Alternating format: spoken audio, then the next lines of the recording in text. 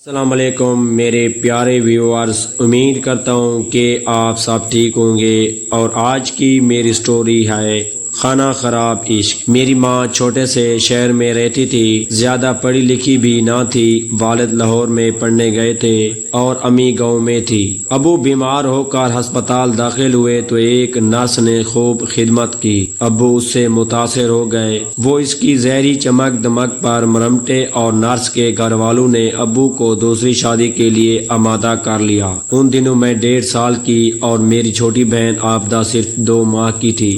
Nurse کے گھر والوں نے اس شرط پر رشتہ دینا منظور کیا تھا کہ پہلی بیوی کو طلاق دینی ہوگی۔ ابو پر تو عشق کا بھوت سوار تھا۔ انہوں نے کوئی چارہ نہ دیکھ کر محبوبہ کو اپنانے کے لیے اپنے جذبوں کے سامنے گھٹنے ٹیک دیے۔ میری ماں بیچاری اپنے سہاگ کے لیے دعائیں مانگتی رہ گئی کہ بیمار تھے اور ہسپتال میں تھے، اور ان کے سہاگ نے طلاق لکھ کر میری ماں پر ہمیشہ کے لیے خوشیوں کے دروازے بند کر دیے۔ ابو لاہور میں تعلیم مکمل کرنے گئے تھے اور گھر بسا کر بیٹھ گئے۔ میری ماں کو شادی کے محض 2.5 سال بعد طلاق ہو گئی۔ دادا دادی کے گھر میں طلاق یافتہ بہو کے لیے جگہ کہاں تھی۔ والد کے اس عمل سے کتنے لوگ تباہ ہوئے اور کتنی زندگیاں عمر بھر کے لیے دکھوں کے کنویں میں گر گئیں۔ میری ماں اور اس کے ساتھ جڑے ہوئے پیارے رشتے، میرا پورا ننیحال اور سب سے بڑھ کر ہم دونوں بہنیں جو اس وقت کم سن اور معصوم تھی، جن کو دنیا کا پتہ نہ تھا، ماں کو ماموں آ کر لے گئے۔ ہم دونوں بہنیں اتنی چھوٹی تھیں کہ ماں کے بغیر رہنا مشکل تھا، لہٰذا ہم بھی ماں کے ہمراہ تھے۔ 2 سال تک ہمارے والد محترم کو نئی دلہن کا نشہ رہا اور انہوں نے پلٹ کر ہماری خبر نہ لی۔ اس دوران میرے چاچا لاہور گئے اور ابا کے گھر قیام کیا۔ ان کو دادی نے والد کی خیریت معلوم کرنے کو وہاں بھیجا تھا۔ بھابھی نرس نے چاچا کو دیکھتے ہی فوراً اپنی 17 برس کی بہن کو گھر بلوا لیا، جو میٹرک پاس اور خوبصورت بھی تھی۔ اس تیز ترار لڑکی نے ایسا چاچا کا من اپنی من مونی باتوں سے گھیرا کہ یہ مبارکہ شادی کے خوشگوار انجام کو پہنچا۔ اب دونوں بہنیں دونوں بھائیوں کے گھر تھیں۔ ان دنوں میں دادی سے ملنے دھدیال آئی ہوئی تھی۔ باپ کی جب مجھ پر نظر پڑی تو ان کو خیال آیا کہ 2 بچیاں بھی ان کی پہلی شادی کی بد نصیب نشانیاں ہیں۔ دادی سے انہوں نے مشورہ کیا اور میری ماں کو کہلوا بھیجا کہ ہماری لڑکیاں واپس کر دو، ہم خود ان کی پرورش کر لیں گے۔ ماموں میری ماں کی دوسری شادی کرنا چاہتے تھے، وہ بھی ہم سے چھٹکارا پانا چاہتے تھے، کیونکہ ہم 2 معصوم جی ماں کی شادی میں سب سے بڑی رکاوٹ تھے۔ انہوں نے امی کو مجبور کر دیا کہ جب تم کو بے قصور طلاق دی ہے تو بچیاں بے خود پالیں، ہم کیوں ان کی ذمہ داری لیں۔ ماں تو بھائیوں کے رحم و کرم پر تھی، ان کے پاس رہنے کا اور کون سا ٹھکانہ تھا۔ اگرچہ یہ دکھوں کی ماری اپنی معصوم کلیوں کو کب ممتا کی آغوش سے جدا کرنا چاہتی تھی، مگر ظلم سے مجبور ہو کر مجھے دادی کو دے دیا۔ تاہم میری چھوٹی بہن نے تو ابھی چلنا اور بولنا بھی نہ سیکھا تھا، لہذا رو پیٹ اور منت سماجت کر کے امی نے اس کو دودیال کے سپرد نہ کیا۔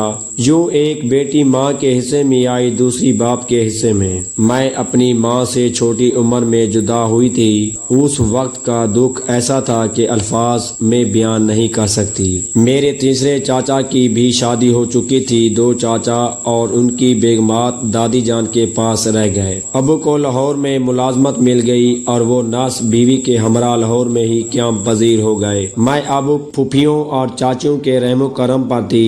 جب چھوٹی سی تھی دادی ماں کی محبت دیتی تھی، اس محبت کے سہارے بچپن کاٹ دیا۔ کبھی ایک چاچی کے باورچی خانے اور ان کے بچوں کے ساتھ جا بیٹھتی، وہ دھتکارتے تو دوسری کے پاس، اور جب سبھی لاوارثوں جیسا سلوک کرتے تو روتی ہوئی دادی سے جا چمٹتی۔ شروع میں تو دادی نے بڑا پیار دیا اور خصوصی توجہ دی، مگر جوں جوں بڑی ہوتی گئی پیار میں کمی آتی گئی۔ گھر میں سبھی بچے ماں باپ والے تھے، اس لیے ان کو مجھ پر فوقیت تھی۔ میں گھر میں سب سے زیادہ فالتو بچہ بن کر رہ گئی تھی۔ روتے دھوتے بچپن بیتا، بڑی ہوئی چچیوں پھوپھیوں کو مفت کی نوکرانی ہاتھ آ گئی۔ سارے گھر کا کام میرے ہی ذمہ ذمہ تھا، چاچا زاد بھائی بہنیں اسکول چلے جاتے اور میں گھر کا کام کرنے کو اکیلی رہ جاتی۔ پہلے میں بھی اسکول جاتی تھی، پڑھنے میں بڑی ہوشیار تھی، ہر سال کلاس میں اول آتی۔ پھر مجھے ذہین طلبہ ہونے کی وجہ سے اسکول کی طرف سے وظیفہ ملنے لگا۔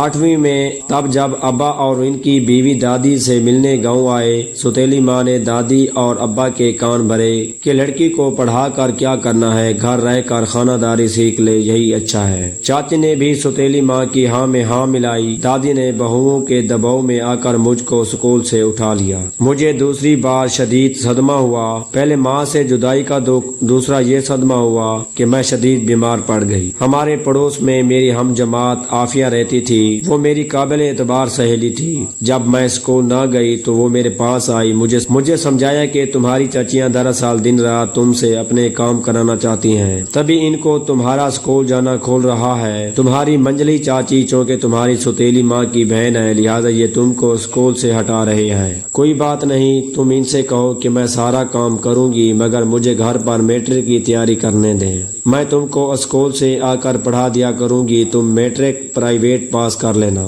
میں نے سوچا عافیہ ٹھیک کہتی ہے، میرے اسکول جانے سے ان کا کام پڑا رہتا ہے۔ میں نے رونا دھونا ختم کیا اور عافیہ میرے لیے کتابیں لے آئی۔ خود ہی دل لگا کر گھر پر پڑھنا شروع کر دیا۔ جب امتحان میں 2 ماہ رہ گئے تو لا محالہ مجھے اپنی پڑھائی پر زیادہ توجہ دینے کی ضرورت محسوس ہوئی۔ چاچیوں نے شور مچا دیا کہ یہ ہڈ حرام ہو گئی ہے، گھر کا کام نہیں کرتی، کام سے بچنے کے لیے جھوٹ موٹ کتابوں کا سہارا لیتی ہے۔ میں دن کو کام کرتی اور رات کو پڑھنے بیٹھتی تو کہتی بجلی دیر تک جلتی ہے، زیادہ خرچہ آتا ہے۔ آ کر بجلی بند کر جاتی۔ آخر ایک روز انہوں نے میری کتابیں اٹھا کر پھاڑ ڈالی اور میرا تعلیم حاصل کرنے کا خواب ادھورا رہ گیا۔